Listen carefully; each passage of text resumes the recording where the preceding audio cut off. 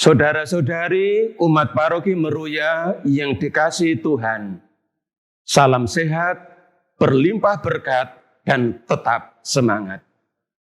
Dalam bilik yang lalu saya mengatakan bahwa arah dasar Keuskupan Agung Jakarta tahun 2022 sampai dengan 2026 memuat 5 poin penting. Kali ini saya akan membahas poin yang pertama, yakni tentang wajah atau identitas gereja.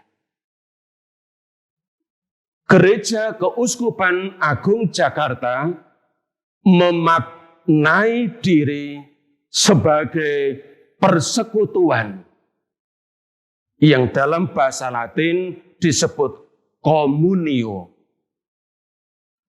Pertama-tama persekutuan terjadi dengan Kristus melalui sakramen pembaptisan. Pembaptisan menjadikan kita anggota-anggota gereja. Pembaptisan menggabungkan kita ke dalam gereja. Maka terjadilah persekutuan dengan seluruh anggota gereja. Dengan demikian, pembaptisan yang dilakukan secara sah membentuk dasar persekutuan semua orang Kristen, juga dengan mereka yang belum sepenuhnya berada dalam persekutuan dengan gereja Katolik. Misalnya, persekutuan dengan para kategumen. Selain itu, saudara-saudari, Gereja Keuskupan Agung Jakarta juga memahami diri sebagai gerakan umat Allah. Maksudnya bukan gerakan personal yang bergerak sendiri-sendiri, tetapi sebuah gerakan kolektif bersama-sama. Sebagai gereja umat Allah dengan sehati sejiwa, Gereja Keuskupan Agung Jakarta hadir dan berkarya di setiap sendi kehidupan. Hal ini penting karena Paus Fransiskus dalam seruan apostolik Evangelii Gaudium, Sukacita Injil, pada nomor 48 menegaskan demikian. Gereja seluruhnya harus bergerak keluar, menjumpai setiap orang tanpa kecuali. Tetapi kepada siapa gereja pertama-tama harus pergi? Tanya Paus Fransiskus. Lalu beliau menjawab sendiri pertanyaan ini. Terutama pada orang-orang miskin dan orang-orang sakit. Mereka yang biasanya dihina dan diabaikan. Mereka yang tidak bisa membalasmu.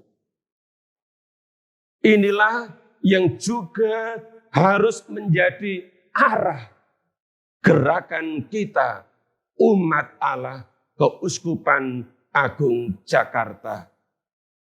Gerakan yang didorong oleh rasa empati, rasa peduli dengan kondisi umat dan masyarakat di sekitar.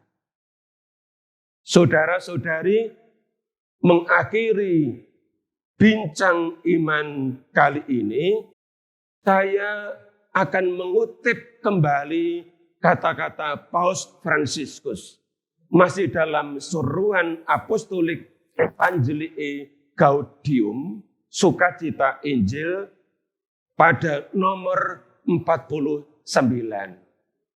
Beliau mengatakan demikian. Marilah kita bergerak keluar. Saya lebih menyukai gereja yang memar, terluka, dan kotor karena telah keluar di jalan-jalan.